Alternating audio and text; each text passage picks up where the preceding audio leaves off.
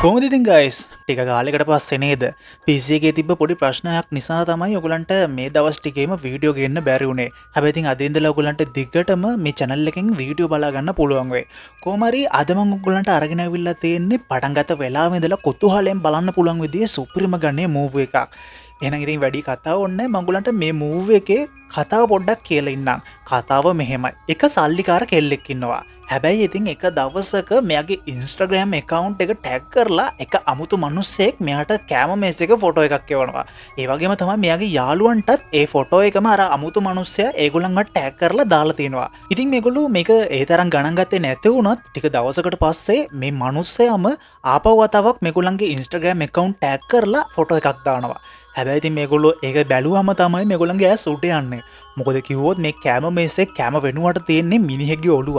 එදායින් පස්සේ මේ සල්ලිකාර කෙල්ලව එයාගේ යාළුවන්වයි මේ අමුතු මිනිහා එක දිගටම දඩයන් කරන්න පටන් ගන්නවා. ඉතින් මේ කෙල්ලටයි එයාගේ යාළුවන්ටයි මේ මිනිහගෙන් බේරෙන්න පුළුවන් වේද? ඒ වගේම මේ මිනි මරුවා මේගොල්ලන්ව මරන්න පන්නන්නේ මොකටද? මේ හැම දෙයක්ම දැනගන්න නම් ඉතින් හැමදාමත් වගේ මේ මූවි එක අදත් ඔයගලන්ට ඉවරයක් වෙනකම බලන්න සිද්ධ වෙනවා. එහෙනම් ඉතින් මං වැඩිපුර කතා කර ඉන්නේ අපි කෙලින්ම මූවි එකට යමු. මේ තමයි 2023 රිලීස් වෙච්ච ටැන්ක්ස් ගිවින්.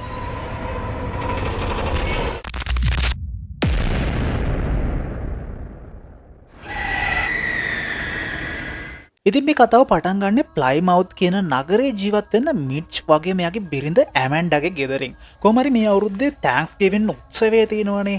ඉතින් ඒ උත්සවයට මිච් එයාගේ හිතවත්ම යාළුවෙක් වෙන ෂෙරිෆ් එරික්ටත් කැමට ආරාධනා කරලා තමයි තියෙන්නේ. කොහොම හරි මේ වෙලාවේදී ෂෙරිෆ් මිච්ගේ ගෙදර ආවට පස්සේ මිච්ගේ බිරිඳ ගිහිල්ලා මේ දොර ඇරලා එයාව කැමට පිළිගන්නවා. කොහොම හරි මිච්ගේ පවුලේ කට්ටියයි ෂෙරිෆ්යි කැම කාලේ ඉවරනාට පස්සේ මිච් වැඩට යන්න ලෑස්ති වෙනවා. මොකද කිව්වොත් එයා වැඩ කරන්නේ රයිට් මාර්ට් කියන සුපර් මාකට් එක. එදා රෑ මේ රයිට් මාර්ට් කියන සුපර් මාකට් එකේ ලොකු බ්ලැක් ෆ්‍රයිඩේ සේල් එකක් තියෙන නිසා මිච්ට වැඩට යන්නම සිද්ධ වෙනවා. කොහොම හරි මේත් එක්කම තමයි මේ සීන් එක කට් වෙන්නේ. ඒත් එක්කම මේ සීන් එක ෂිෆ්ට් වෙනවා අර රයිට් මාර්ට් කියන සුපර් මාකට් එකේ අයිතිකාරය වන තෝමස්ගේ ගෙදරට. ඉතින් මේ තෝමස්ගේ ගෙදරත් මේ වෙනකොට තෑන්ක්ස්ගිවින් පාටි එකක් යන ගමන් තමයි තියෙන්නේ. ඉතින් එතනට තෝමස්ගේ දුව ජෙසිකා වගේම එයාගේ බොයිෆ්‍රෙන්ඩ් බොබිත් ඉන්නවා. ඒ වගේම තමයි අපිට පේනවා තෝමස්ගේ අලුත් බිරිඳ කැතලින් වගේම තව යාළුවෝ සෙට් එකක්ම මෙතනට එකතු වෙලා තියෙනවා කියලා. මේ කැතලින් කියන්නේ තෝමස්ගේ දෙවෙනි බිරිඳ. ඒ වගේම ජෙසිකාගේ කුඩා අම්මා. කොහොම හරි මේගොල්ලෝ කැම කාලේ ඉවර වුණාට පස්සේ ජෙසිකා යාගේ යාළුවොත් එක්ක ෆිල්ම් එකක් බලන්න යන තමයි ලෑස්ති වෙන්නේ. ඉතින් ඒගොල්ලන්ගේ යාළුවන්ගේ නම් තමයි ගෙබි, යූලියා, ස්කෝප් වගේම එවන්ස්. ඉතින් මේත් එක්කම තමයි මේ සීන් එක කට් වෙලා අපිට ඊළඟට පෙන්නන්නේ අර රයිට් මාර්ට් කියන සුපර් මාකට් එක. ඉතින් මෙතන ලොකු බ්ලැක් ෆ්‍රයිඩේ සේල් එකක් තියෙන නිසා මේ වෙනකොටත් මෙතන මිනිස්සු පොඩි ගැහිලා තමයි ඉන්නේ. මොකද කිව්වොත් හැමෝම බලන් ඉන්නේ අර විශේෂ ඩිස්කවුන්ට් එකෙන් බඩු ගන්න. ඉතින් මේ අවස්ථාව මෙතන ඉන්න කවුරුත්ම මග අර ගන්න ලෑස්තියකුත් නැහැ. ඉතින් ඒ නිසාම මිට් ඇතුළු ස්ටාෆ් එකට සිද්ධ වෙලා තියෙනවා යකඩ වැටවල් ගහලා මෙතන ඉන්න මිනිස්සුන්ව පාලනය කරන්නත්. ඉතින් ඔය අතරමඟදිම තමයි අර ෆිල්ම් එකක් බලන්න යන්න පිටත් වුණ ජෙසිකා ඇතුළු එයාගේ යාළුවනුත් මේ සුපර් මාකට් එක ගාවින් යන්නේ. ඉතින් එයාලත් දකිනවා මෙතන මේ ඇවිල්ලා ඉන්න සෙනගතෝගය. හැබැයි ඉතින් මෙච්චර සෙනගක් හිටියත් මුන්ට නම් මේක ගාණක් ඇත්තෙම නැහැ. මොකද කිව්වොත් ජෙසිකා කියන්නේ මේ සුපර් මාකට් එකේ අයිතිකාරයාගේ දුවනේ. ඉතින් ඊට පස්සේ මේ යාළුවෝ සෙට් එකත් මේ සුපර් මාකට් එක ගාවට එනවා. ඉතින් මෙතන තියෙන මේ කලබල අස්සෙම තමයි ජෙසිකට එයාගේ ඉස්කෝලේ යාළුවෙක් වෙන රයන්ව හම්බ වෙන්නේ. ඇත්තම කිව්වොත් රයන් ජෙසිකට කැමැත්තෙන් හිටියත් ජෙසිකට ඒ වෙනකොටත් බොබි ඉන්න නිසා එයා ඒක ගණන් ගන්නේ නැහැ. ඉතින් එතනින් පස්සේ ජෙසිකා එයාගේ තාත්තගේ පව එක පාවිච්චි කරලා පොල්මේ ඉන්න මිනිස්සුන්ට තොරෙන් එයාගේ යාළුවෝ සෙට් එකත් එක්ක ස්ටාෆ් එකට විතරක් යන්න පුළුවන් දොරකින් මේ සුපර් මාකට් එක ඇතුළට යනවා. හැබැයි ඉතින් මුන් යන්නෙත් නිකන් නෙවෙයි මේ එළියේ ඉන්න මිනිස්සුන්ටත් එන කෝචොක් එකක් දාගෙනම තමයි. ඉතින් ඒක මේ වෙනකොට එළියේ පොඩිමේ පැය ගානක් කට්ට කන ගමන් හිටපු මිනිස්සුත් දකිනවා. ඒ විතරක් නෙවෙයි ජෙසිකාගේ යාළුවෙක් වෙන එවන්ස් මේ වෙලාවේදී ඇතුළට ගිහින් එළියේ ඉන්න මිනිස්සුන්ටත් එන කෝචොක් එකක් දාන්න පටන් ගන්නවා. ඉතින් මේ අතරම තමයි අපිට පේන්නන්නේ මිට්ගේ බිරිඳ වුණ ඇමන්ඩත් එතනට එනවා කියලා මිස්ටර් කැම ටිකක් දෙන්නයි යව දිරිමත් කරන්නයි කියලා හිතාගෙන. හැබැයි ඉතින් ඔන්න ඔතනින් පස්සේ තමයි මෙතන වෙන සේරම අවුල් වෙන්න පටන් ගන්නෙ. මොකද කිව්වොත් එළියේ ඉන්න මිනිස්සුන්ගේ ඉවසීම නැති වෙලා එයාලා එක පාරටම මෙතන තිබ්බ දොරවලුත් කඩාගෙන ඇතුළට කඩාගෙන වදිනවා. ඉතින් එතනින් පස්සේ අපිට පෙන්නවා මෙතන හෙනම ලොකු කලබලයක් තමයි ඇති වෙන්නේ කියලා. ඉතින් ඔය ආස්සේ අපිට පෙන්නවා අර පිස්සු යකා එවන්ස් මේ හැමදේමත් වීඩියෝ කරනවා කියලා. ඉතින් අපිට පෙන්නවා මෙතන ඉන්න මිනිස්සු පිස්සුවෙන් වගේ බඩු ගන්න පොරකද්දි සෑහෙන්න පිරිසකට තුවාල වෙනවා කියලා. ඉතින් මෙතන වෙන තෙරපීමකදී මිනිස්සු කිහිප දෙනෙක්ම මැරෙනවා. ඒ වගේම තමයි මෙතන ඉස්සරහා දොරේ තිබුණු වීදුරුව කඩාගෙන එනකොට එක්කෙනෙක්ගේ බෙල්ල අහුවෙලා මෙතන තිබුණු වීදුරුවකට යාගේ බෙල්ල කැපිලා එයා එතනම මැරෙනවා. ඒ වගේම තමයි ජෙසිකාගේ බෝයිෆ්‍රෙන්ඩ් වෙච්ච බොබි මේ වෙලාවේදී එතනම ලිස්සලා ඇදගෙන වැටෙනවා. ඒත් එක්කම තමයි එක ගෑනු කෙනෙක් තල්ලු කරගෙන ආපු ට්‍රොලියකට එයාගේ අත අහුවෙන්නේ. ඒත් එක්කම එයාගේ අත හතරට කැඩෙනවා. ඒ වගේම මේ සෙනඟ පාලනය කරගන්න ගියපු සිකියුරිටි ගාඩ් කෙනෙක් මේ සෙනඟටම අහුවෙලා පෑගිලා මැරෙනවා. හැබැයි ඉතින් මෙතනින් දරුණුම දේ වෙන්නේ මිච්ගේ බිරිඳ වුණ ඇමන්ඩට. ඉතින් අපිට පෙන්නනවා ඇමන්ඩ එක වෙලාවකදී එයාගේ බැලන්ස් එක නැති වෙලා එතනම ඇදගෙන වැටෙනවා කියලා. ඒත් එක්කම එයාගේ ඉස්සරහින් ට්‍රොලියක් තල්ලු කරගෙන ආපු ගෑනු කෙනෙක් ඇමන්ඩ මෙතන වැටිලා ඉන්නවා කියලා දකින්නේ නැහැ. ඉතින් එයා හිතන්නේ එයාගේ ට්‍රොලිය ගැට්ටකට අහුවෙලා කියලා. ඉතින් එයා එක දිගටම එයාගේ ට්‍රොලිය තල්ලු කරන්න පටන් ගන්නවා.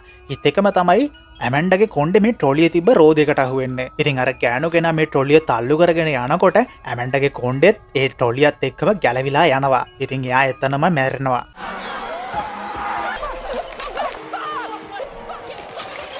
ඉතින් ඔය අස්සෙම තමන්ගේ බිරිඳගේ මරණය දැකලා දැන් මිර්ච්ට නිකන් පිස්සු වගේ. අන්තිමේදී ෂෙරිෆ් එරික්ටම සිද්ධ වෙනවා මෙතන අහසට වෙඩි තියලා මේ කලබලේ පාලනය කරගන්න. ඉතින් මේත් එක්කම තමයි මේ සීන් එක එතනින් කට් වෙන්නේ. ඉතින් දැන් අපිට පේනවා මේ කලබලේ සිද්ධ වෙලා දැන් අවුරුද්දක්ම ගෙවිලා ගිහිල්ලා කියලා. ඒ වගේම තමයි අර පිස්සු යකා එවන්ස් ඉන්නවනේ. ඉතින් එයා අර එදා වීඩියෝ කරපු වීඩියෝ එක දැන් සෝෂල් මීඩියා වල දාපු නිසා මුළු ලෝකෙම මේ සිද්ධිය ගැන දන්නවා.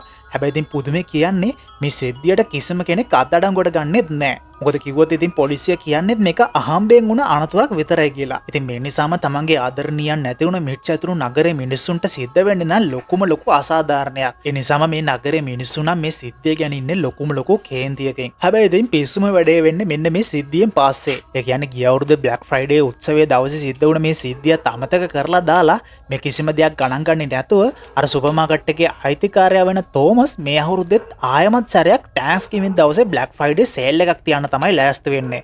හැබැයි ඉතින් මිර්ච් ඇතුළේ පිරිස මේකට තදින්ම විරුද්ධ වෙලා උද්ඝෝෂණය කළත් තෝමස් තමන්ගේ තීරණය වෙනස් කරගන්න ලෑස්ති වෙන්නේ නැහැ. ඔය අතරම තමයි මේ සීන් එක කට්ටලා ඊළඟට අපිට ආපහු ජෙසිකා ඇතුළේ යාගේ යාළුවෝ සෙට් එක බාර් එකකට වෙලා ඉන්නවා කියලා පෙන්වන්නේ. ඉතින් එහෙම ඉන්නකොට තමයි එයාලට බොබිව දකින්න ලැබෙන්නේ. හැබැයි ඉතින් මෙයාලා මේ බොබිව දැකලා තියෙන්නේ අවුරුද්දකට පස්සේ. හැබැයි ඉතින් පුදුමේ කියන්නේ බොබි මේ වෙලාවේදී මෙයාලව දැක්කත් දැක්කේ නෑ වගේ මෙයාලව මගහැරලා මෙතනින් යන්න යනවා. ඉතින් ජෙසිකා ඇතුළු යාළුවන්ටත් මේක ලොකු ප්‍රශ්නයක් වෙනවා. ඇත්තරම කිව්වොත් අර අවුරුද්දකට කලින් වුණ සිද්ධියෙන් පස්සේ බොබිගේ අතට උන තුවාලය නිසා එයාට ආයේ කවදාවත් සාමාන්‍ය විදියට ඉන්න බැරි වෙලා තියෙනවා. ඉතින් ඒක නිසාම ජෙසිකා එක්ක තිබුණු සම්බන්ධයත් එයා එතනින් නතර කරලා දාලා තිනවා. ඉතින් දැන් ජෙසිකා බොබිත් එක්ක තිබුණු සම්බන්ධයත් නතර කරලා නිසා ජෙසිකා ටිකක් මේ වෙනකොට රයන්ට ලං වෙලා තමයි ඉන්නේ. ඉතින් රයන් කියන්නේ කාලෙකින් ඉඳන්ම ජෙසිකාට කැමැත්තෙන් හිටපු කෙනෙක්. කොහොම ඉදි තමයි මේ වෙලාවේදී කට්ටියගේම ෆෝන් වලට එකපාරටම නොටිෆිකේෂන් එකක් එන්නේ.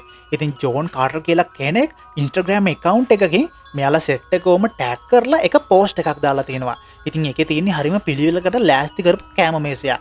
ඉතින් හැමෝම හිතන්නේ නම් මේක කවුරු හරි කරපු ලොකු වේලුවක් කියලා. හැබැයි ඉතින් හැමෝම මේක ගැන hina වෙවේ ඉන්නකොට ජෙසිකා දකිනවා බාර් එකෙන් එළියේ ජෝන් කාටර්ගේ මාස්ක් එකක් දාගත්තු මිනිස්සෙක් ඒගොල්ලෝ දිහා බලාගෙන ඉන්නවා කියලා. හැබැයි ඉතින් මෙයාලා මේක ඒ තරම්ම ගණන් ගන්නේ නැහැ. ඉතින් ඒත් එක්කම මේ සීන් එක කට් වෙලා ඊළඟට අපිට පේනවා එක මිනිස්සෙක් කළුවරේම TV එකක අර පරණ රයිට් මාර්ට් එකේ සිද්ධියේ වීඩියෝ එකක් හරිම ඕනෑකමින් බලන ගමන් ඉන්නවා කියලා. ඉතින් මෙයා හරියට පලිගන්න බලාගෙන ඉන්න පිස්සු මිනිමරුවෙක් වගේ තමයි හැසිරෙන්නේ නා. ඉතින් එයා මේ වීඩියෝ එකේ ඉන්න ලිසි කියන වේටවරිය ගැන සෑහෙන අවධානයෙන් බලනවා. ඉතින් එදා රෑ ඊට පස්සේ අපිට පේන්නන්නේ අර ලිසි කියන බාර් එකක වැඩ කරන වේටව. ඉතින් එයා මේ වෙලාවේදී බාර් එක වහලා ගෙදර යන්න හදද්දිම එයා දකිනවා ටේබල් එකක් උඩ ජෝන් කාටර්ගේ වෙස් මූණක් තියෙනවා කියලා. ඉතින් එයා ඒක ඊට පස්සේ කුණු කුඩියට දාලා එතන යන්න හදද්දිම අර මාස්ක් එක දාගත්ත මිනිමරුවා එක පාරටම මේ වෙලාවේදී ලිසිට ඇටැක් කරන්න පටන් ගන්නවා.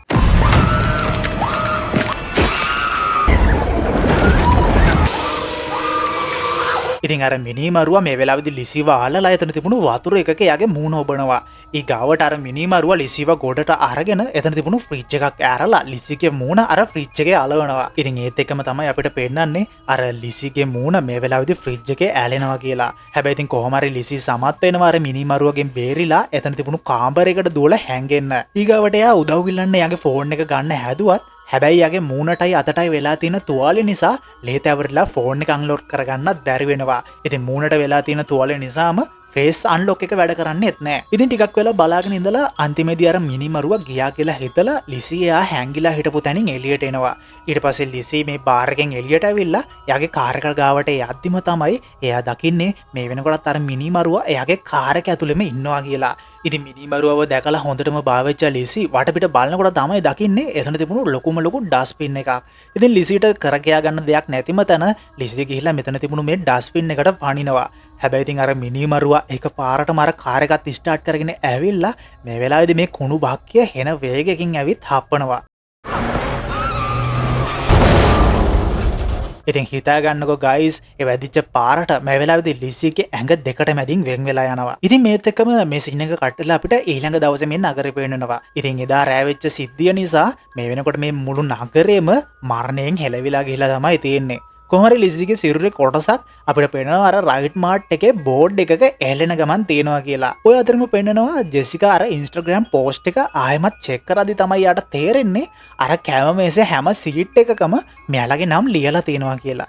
ඉතින් ඒ විතරක් නෙවෙයි ජෙසිකාගේ තාත්තා වෙන තෝමස්ගේ නමත් එතන තියෙනවා. කොහොමරි ජෙසිකා වහම මේක දැනගත්ත ගමම පොලිසියට ගිහින් මේ ගැන කියන්න පටන් ගන්නවා. හැබැයි ඉතින් පොලිසිය සැක කරගන්නේ නම් මේ මිනිමරුවා ඉලක්ක කරන්නේ අර පරණ සිද්ධියට සම්බන්ධ වුණ අයව කියලා.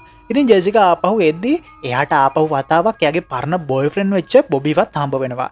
ඉතින් බොබි කියනවා එයායි මෙච්චර කල් හැංගිලා හිටියේ කියලා.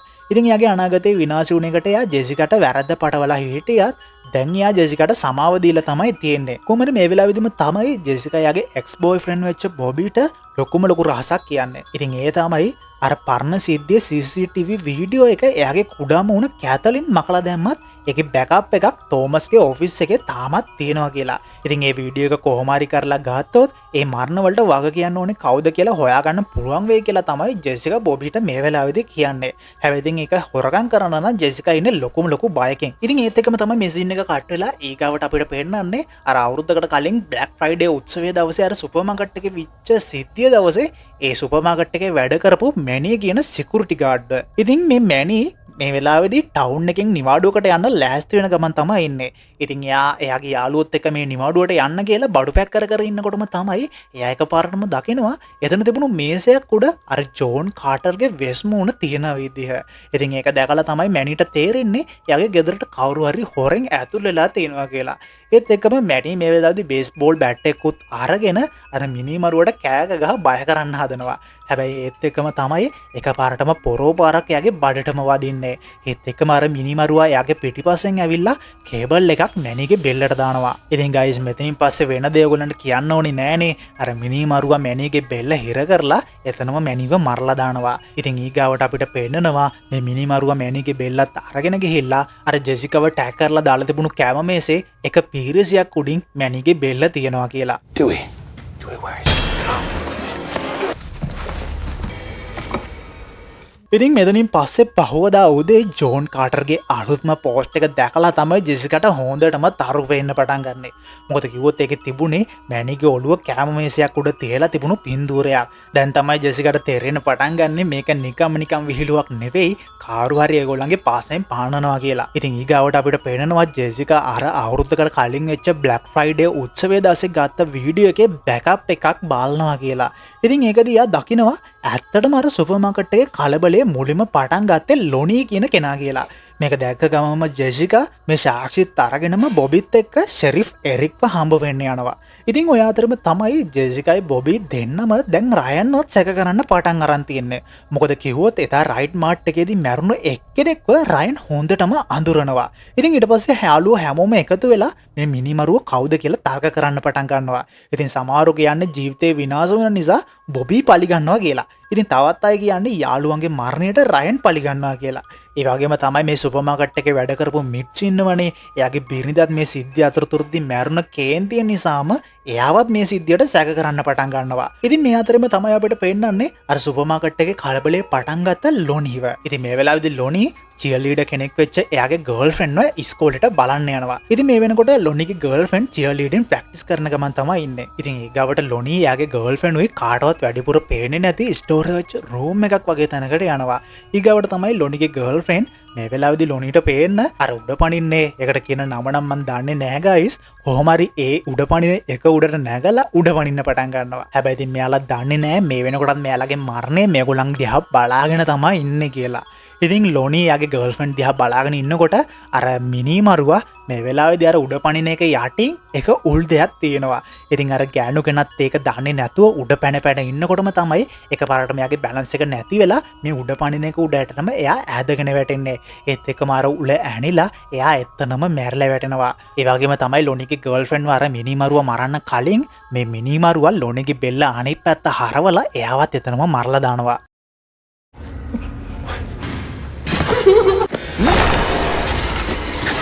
ඉතින් ගයිස් මේ මරණ නිසාම එදා පවත්වන්න තිබුණු පාපන්දු තරගයත් කැන්සල් වෙලා තමයි තියෙන්නේ. ඉතින් දැන් මේ සේරම ආස්සේ එවන් සහ ගැමි ඇඳුම් මාරු කරලා ජෙසික හම්බ වෙන්න යද්දිම අර මිනි මරුවා එකපාරටම පැනලා ඒ දෙන්නවත් පැහැර ගන්නවා. කොහොම හරි මේ දෙන්න එනකම් බලාගෙන හිටපු ජෙසිකට තේරෙනවා එයාලට මොකක් හරි කාර්දරයක් සිද්ධ වෙලා කියලා. ඊට පස්සේ ජෙසික එයාලව හොයාගෙන ලොකර් රූම් එකට යද්දි ලොකු කුණු බාල්දියක් ආස්සේ ගැමියගේ ෆෝන් එක රින් වෙනවා කියලා එයා දකිනවා. ඉතින් ඒක ගන්න හදද්දිම අපිට පෙනෙනවා එක පාරටම මිනි මරුවා පිටිපස්සෙන් ඇවිත් ජෙසිකටත් ඇටැක් කරනවා කියලා.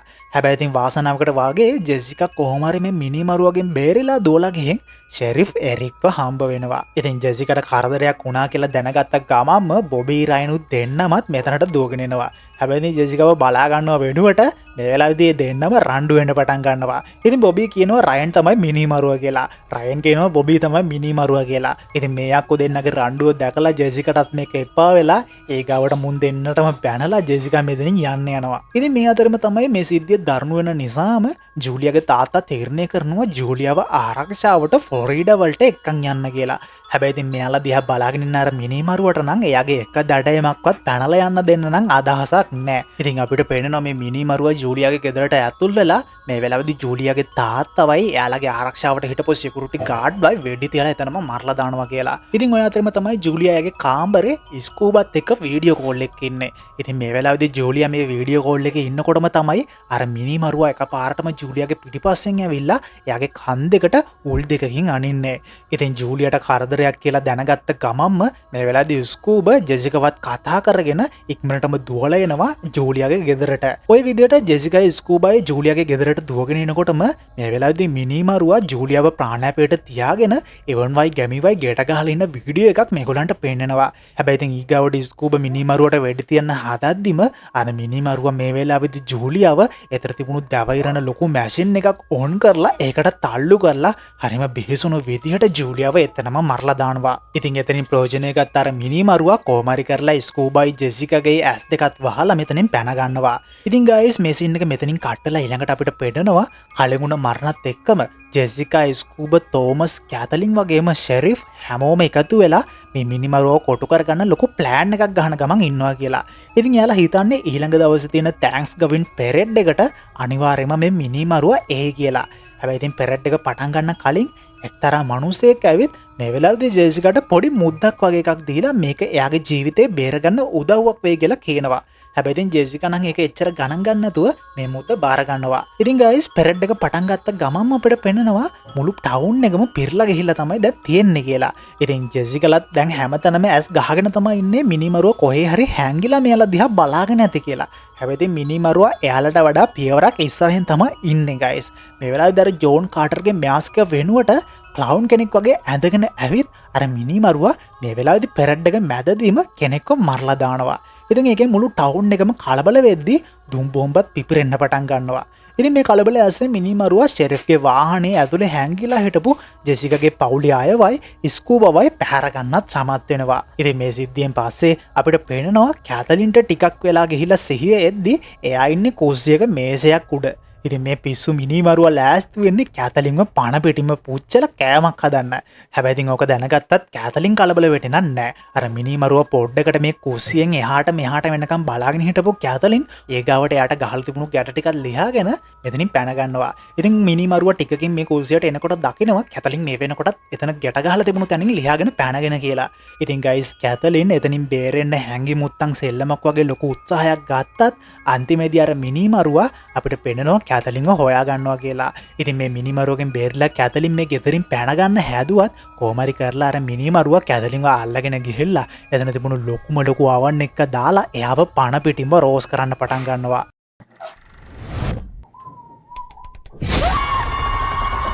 කොමර ටික වෙලාවකින් තමයි පොලිසියට දැනගන්න ලැබෙන්නේ මේ මිනිමරුව මේ සිද්ධිය ලයිව් ස්ට්‍රීම් කරන ගමන් තමයි ඉන්නේ කියලා. ඉතින් ඕක දැනගත්ත ගමම පොලිසිය වහාම ඒතනට ගියත් ඒක මිනිමරුව කලින් රෙකෝඩ් කරපු වීඩියෝ එකක් කියලා පස්සේ තමයි මේගොල්ලන්ට දැනගන්න ලැබෙන්නේ.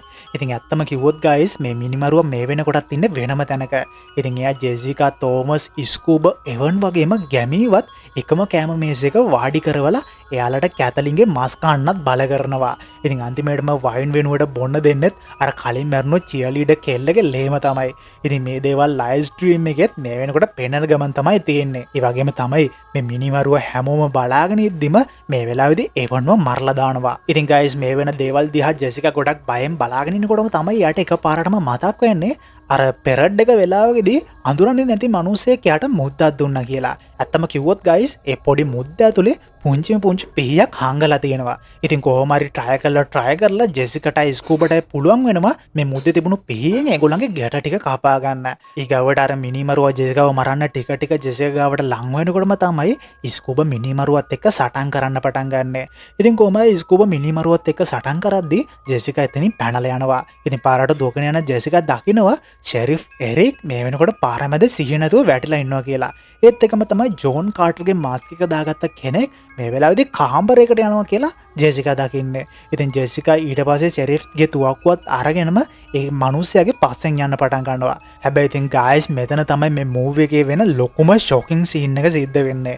ඇත්තටම අර මිනිහයා මේ මාස්ක් එක ගලවනකොට ඒ මාස්ක් එක පිටිපස්සේ ඉන්න වෙන කවුරුත් නෙවෙයි ජෙසිකාගේ එක්ස් බොයිෆ්‍රෙන්ඩ් වෙච්ච බොබීම තමයි. ඉතින් කොහොම හරි ටික වෙලාවකට පස්සේ තමයි ෂෙරිෆ්ටත් සීය ඇවිත් එයාත් එතනටම දුවගෙන එන්නේ. ඉතින් පොලිසිය ඇවිත් බොබීව ඊට පස්සේ අල්ලගන්න හැදුවත් බොබී කොහොම හරි කරලා එතනින් පැනලා යන්න සමත් වෙනවා. කොහොම හරි පොලිසිය වගේම ජෙසිකාත් හිතන්නේ මිනිමරුව බොබී කියලා. හැබැයි ඉතින් ජෙසිකා ෂෙරිෆ් එරික් එක තනියම ඉද්දි එයා දකිනවා එරික්ගේ සපත්තුවේ කටුපඳුරක කටු ඇලිලා තියෙනවා කියලා.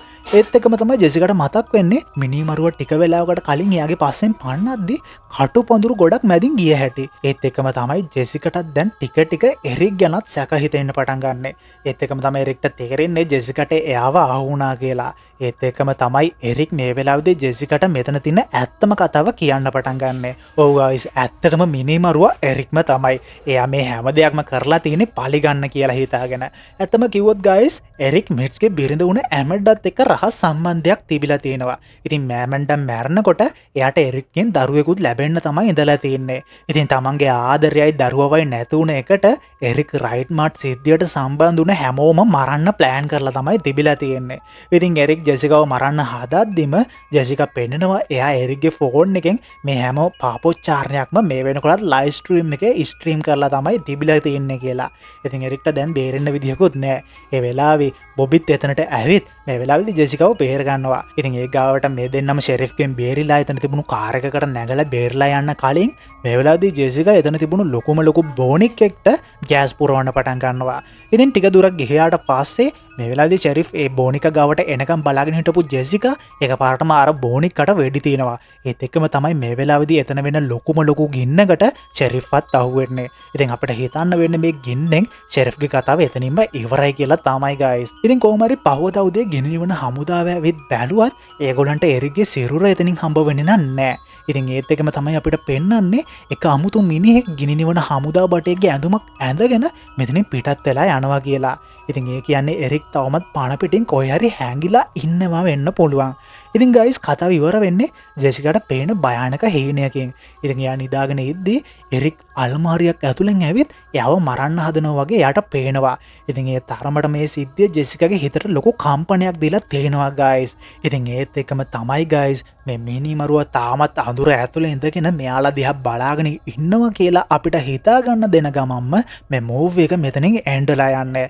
ඉතින් ගයිස් හැමදාමත් හොර මූවිස් බලන්නම බෑනේ එක නිසාම තමයි මං හිතුවේ කාලෙකට පස්සේ වීඩියෝ එකක් ගෙන එකේ ඔයාලට සීරියල් කියල කෙනෙක්ගේ මූව එකක් ගන්න. ඉතින් ගයිස් මේ වගේ මූවිස් ගැන ඕගලන්ගේ අදහසමක්ද ඔයාලා ඒකත් පල්ලහැන් කමෙන්ට් කරගෙන යන්න. ඒ වගේම තමයි ඔයාලා බලන්න කැමති මූවිස් එහෙම තියෙනවනම් ඒකත් පල්ලහැන් කමෙන්ට් කරගෙන යන්නකෝ. එහෙනම් ඉතින් තවත් අලුත් වීඩියෝ එකකින් ඉක්මනටම හම්බෙනකන් මේ ඔයාලගේ සිනමා ගයිඩ් එමාල් මූවි රිකැප්ස්